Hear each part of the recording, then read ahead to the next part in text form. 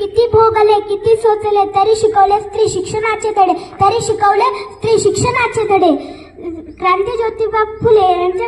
माझे नाव श्रावणी बालचंद्र नेर. मी इयत्ता 3री शिकते. तुकडी आज मी तुम्हाला सावित्रीबाई विषयी यांच्याबद्दल दोन तीन शब्द सांगणार आहे. ते तुम्ही शांत चित्तेने ऐका अशी माझी नम्र विनंती. सावित्रीबाई फुले हे भारताच्या पहिल्या महिला शिक्षिका होत. त्यांचा जन्म 3 जानेवारी 1831 रोजी सातारा जिल्हा नायगाव महाराष्ट्र येथे झाला. त्यांचा मृत्यू 10 मार्च 1897 रोजी झाला.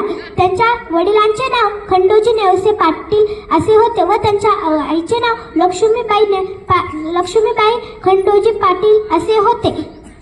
ते लोक त्यांना दगडी मारायचे, दगडी व शेण गौऱ्या मारून फेकायचे तरी सहन केले त्यांनी. परंतु आज लोकांना कळाले शाळा म्हणजे एक ज्ञानाचं मंदिर आहे. शाळा म्हणजे एक ज्ञानाचं मंदिर आहे. शाळा म्हणजे एक ज्ञानाचं मंदिर आहे. धन्यवाद.